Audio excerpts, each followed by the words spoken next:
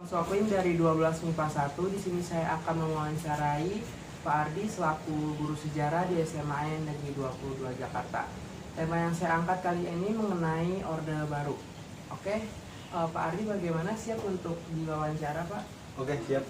Silakan. Kita mulai dari pertanyaan pertama ya.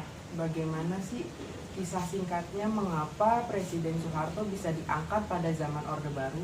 Ya, kisah singkatnya ya karena sebenarnya banyak kemungkinan ya. Ada salah satunya adalah coup atau pemberontakan dari PKI yang kemudian dimana Presiden Soekarno itu dalam kebijakannya ternyata bisa dibilang lah, banyak orang yang bilang juga seperti mendukung atau pro terhadap PKI, dan ternyata ketika terjadi pemberontakan itu juga berimbas. Soekarno tidak bisa memberantas atau bukan menghentikan ya, tapi memanage keamanan Indonesia saat itu, sehingga memberikan surat perintah yang terkenal sekarang dengan nama Super Semar, perintah 11 Maret kepada Soeharto, tujuannya untuk menjaga stabilitas keamanan. Tapi kemudian ya jalannya sejarah, ternyata Super Semar itu dipergunakan untuk bisa melegalkan posisi Soeharto sebagai presiden saat itu ya, dengan meminta dukungan dari MPR, waktu itu MPRS. Nah, kemudian sama MPRS dilegalkan lewat ketetapan MPR ya, seperti itu. Oke, nah lanjut kita ya Pak ke pertanyaan kedua. Waktu pada zaman Orde Baru, bagaimana sih keadaan ekonomi dan biaya hidup gitu, kebutuhan pangan juga bagaimana nih? Kan kalau zaman sekarang kan kebutuhan pangan cukup terbilang tinggi nih Pak. Kalau zaman Pak Soeharto gimana nih Pak keadaannya waktu itu?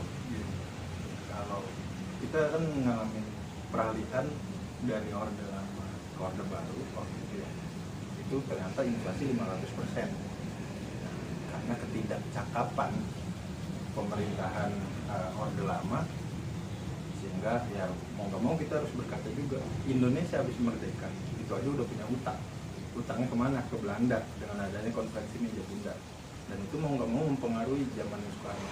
Begitupun juga ketika peralihan Orde Lama ke Orde Baru, itu inflasi 500%. Nah, dengan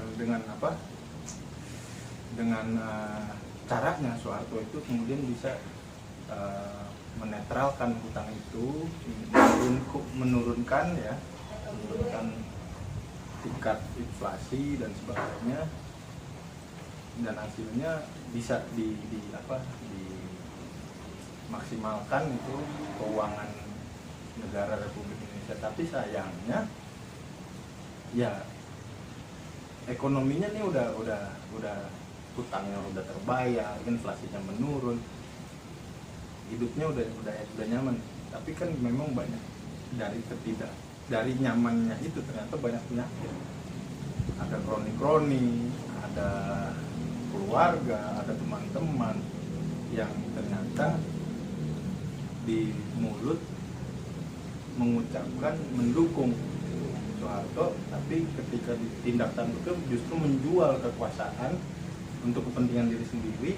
Hasilnya banyak hutang dari Orde Baru yang menyebabkan nanti di 98 terjadi, dari 97 sih sebenarnya, terjadi tingkat inflasi lagi makin meninggi, kemudian utang luar negeri justru juga makin banyak lagi, yang tadinya tidak punya utang jadi makin banyak utang lagi, dan kemudian akhirnya malah mempengaruhi ekonomi Indonesia gara-gara barang mahal dan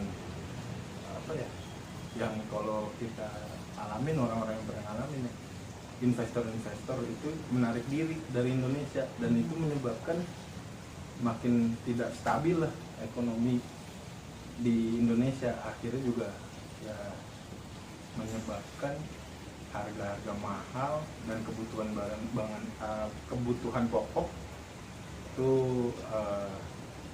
menjadi langka karena ada yang memainkan. Stok ada nih, tapi dibilang nggak ada ya. Sekarang juga kayak kayaknya masih suka terjadi juga sih. Kalau misalkan keadaan politik waktu zaman Orde Baru tuh Pak, bagaimana tuh Pak? Politik zaman Orde Baru, saya waktu itu kan masih kelas 4 SD ya, tapi saya ngalamin ketika kelas 3 SD itu lagi pemilu. Ini beda nih. Kalau dulu kan, kalau kita mungkin si Alfon pernah ngalamin juga kali ya, yang namanya kampanye, orang pakai motor pada langsung hidup P3, hidup PDI misalnya kayak gitu kan. Nah, itu kalau kita perhatikan jumlah yang ikut dalam masa PDI, P3, dulu kan 3 partai aja ya, Golkar, banyakan Golkar. Nah, dari jumlah aja udah kalah nih jumlah. Dan katanya sih dari beberapa sumber mengatakan di beberapa daerah yang Golkar itu tidak menang, jadi kayak anggaran di daerah itu ya nanti dulu kayak gitu. Nah, itu masih suka terjadi kayak gitu ya. Terus kalau kondisi politik lainnya apa ya? Orang-orang yang berseberangan berseberangan benar-benar atau dianggap berseberangan itu cenderung tidak mendapat tempat dan malah diasingkan. Dulu sangat terkenal tuh yang namanya didubeskan.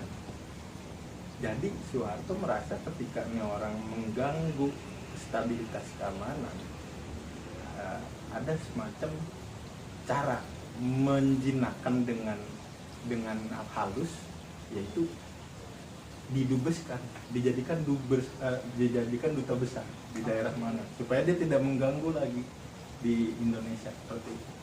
Oke, terus kalau menurut Bapak gimana perbandingan politik zaman dulu sama zaman sekarang nih Pak, sebagai pertanyaan penutup nih?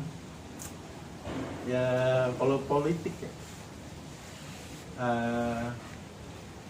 rasanya warisan Orde Baru itu masih terasa sampai kini ya. Jual beli suara, pendidikan politiknya tidak berjalan dengan baik, masyarakat tidak diedukasi dengan baik, memilih orang yang tepat gitu, jangan memilih yang siap menggelontorkan uang di saat mau pemilu saja gitu kan. Nah, saya berpikir kayaknya susah juga kalau misalkan dari kitanya yang akar rumput, yang masyarakat biasa itu tidak mau mulai seperti itu ya. Kita mengedukasi diri kita sendiri dulu gitu. Jangan menunggu dari partai politiknya untuk mengedukasi kita. Partai politik pasti punya kepentingan sendiri. Dari Orde Baru kayak gitu, sekarang masih kayak gitu. Pertanyaannya kenapa masih terjadi juga? Ya kalau menunggu dari partai politiknya untuk melakukan edukasi susah. Dari kitanya dulu yang sadar dan melakukan pencegahan, tindakan preventif ketika ada yang mau jual beli suara kayak gitu. Saya pikir itu ya. Oke. Terima kasih untuk Pak Ardi untuk kesempatan dan waktunya. Semoga apa yang disampaikan dapat bermanfaat ya untuk kita semua.